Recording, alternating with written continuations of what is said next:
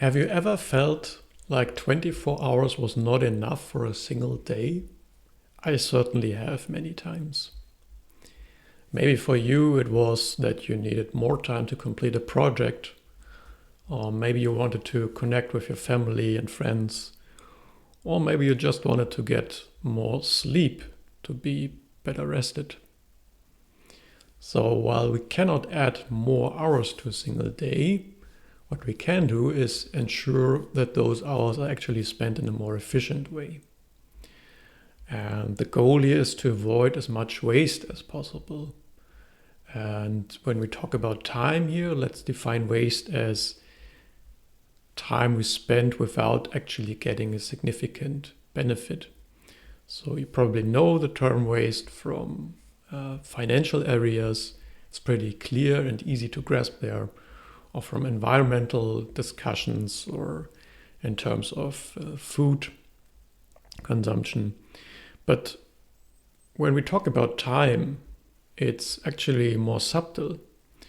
Let's say I'm lying on my couch and I'm watching a movie. When I do that, am I actually wasting time, or does it help me to recharge my batteries after a long, hard day of work?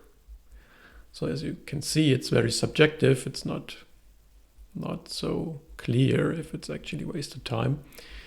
And human beings are actually quite different from robots, so we cannot be productive at all times.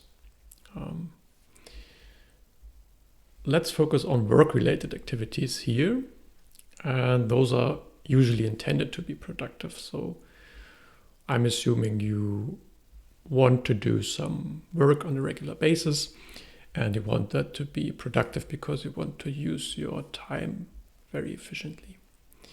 Now, the number one thing to achieve for that is to cultivate focus.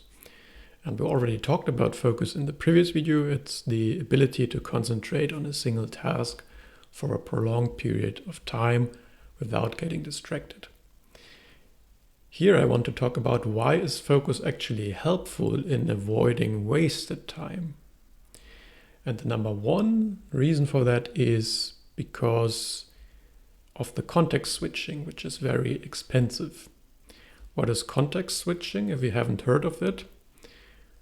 According to research, when you switch between different tasks or activities, and you're a knowledge worker, or it's some kind of activity that requires focus and knowledge work, then it takes around 15 to 25 minutes to actually refocus on an unfinished task after you were interrupted.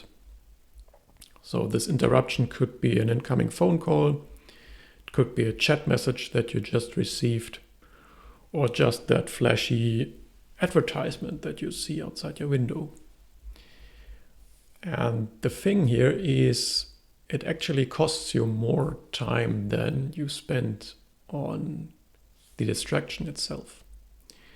So when I pick up my phone to read a short text message, it may take me 20 or 30 seconds. But when I interrupt myself, when I stop myself from, let's say, programming to read that message, then it actually takes me a lot longer to get back into the flow of programming.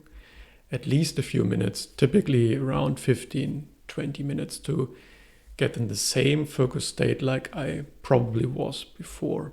So that's the total cost of those interruptions. So that was the thing that I wanted to talk about today. Next time we are going to talk about actual concepts and techniques to improve our focus.